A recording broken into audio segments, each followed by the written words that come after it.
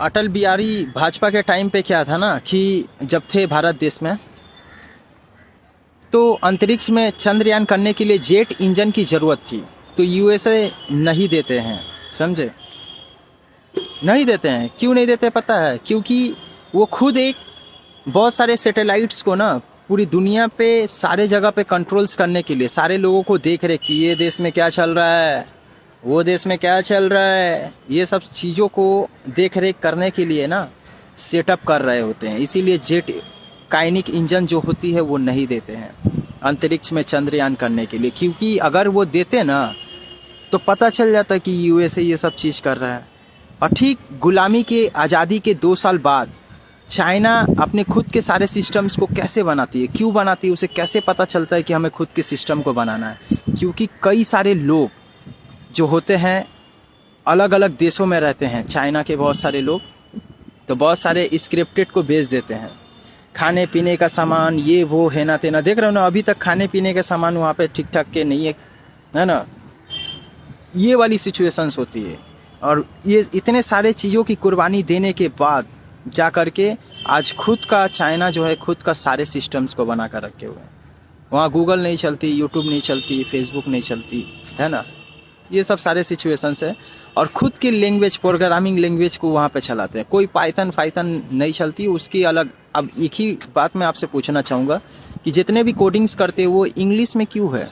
वो तो हिंदी में भी हो सकती थी, है ना, संस्कृत में हो सकती थी, अलग अलग भाषा में हो सकती थी। आप जब करोगे ना कोडिंग्स, कोई भी हार्डवेयर को बनाते हो या सॉफ्टवेयर को बनाते हो ना, और उसमें ये चीज़ को डालोगे ना, तो क्या होगी, ये एविडेंस पहुंच जाएगी कि आपने देश में क्या बनाया है। अच्छा ये बनाया है, हाँ ये बनाया है।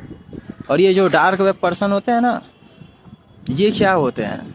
ये लोग होते हैं एनोनिमस। एनोनिमस जो होते हैं, ये बनने के लिए ही तो सबसे पहले आपको करना होगा, सबसे पहले क्या बनना होगा? एनोनिमस बनना होगा, कि आपका एविडेंस दुनिया में किसी के पास ना हो, ये पहले बनना होगा। उसके बाद आपको कुछ बनना होगा, है ना। पहले अपने आप को छिपा लो। अगर कोई इस भारत देश में कोई गलत चीज़ चल रही हो, उसको अगर कोई इंसान एक्सपोज करता है ना, क्या गारंटी लेते हो आप? भारत में कोई अगर सिस्टम चल रहा हो, क्या आप गारंटी लेते हो कि उस इंसान की ज़िंदगी खतरे में नहीं होगी? है ना, चाहे वो कोई भी हो,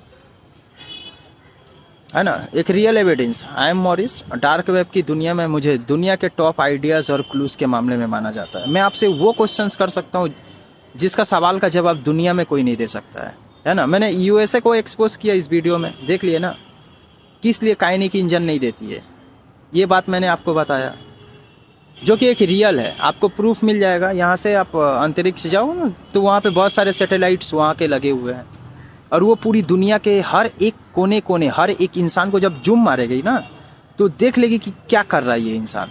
और उसके बाद उस लोकेशन में क्या करेगी, वहाँ के सारे डिवाइसेस के ऊपर कंट्रोल्स लेगी। कंट्रोल्स तो एक्सेस है ही, सारे सेलफोन्स को लेगी और उसमें से चेक करेगी कि ये इंसान क्या बात कर रहा है, कितने लोगों से बात कर रहा है, ये सब सारे चीज़ को चेक करेगी।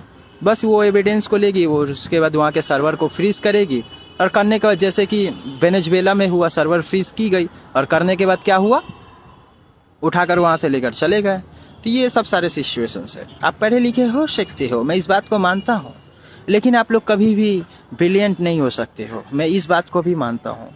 आई एम मॉरिस, मेरा एक्सपोज होना मतलब भारत के अंदर दूसरे सिस्टम्स को बैठाने के मजबूरी जो होती है ना, मतलब कोई जंग लगा हुआ कोई घड़ी होगा ना, उसको चलाना मेरे लिए नॉर्मल बात होता है। इस खेल में मुझे मज़ा आता है। ठीक है दोस्तों, मिलते हैं अगले वीडियो में। आप लोग सपोर्ट करो, भारत के हो चाहे किसी भी देश के होगे, आपको निकलने के लिए तो सपोर्ट करना ही होगा ना। आप सभी लोग गुलाम हो।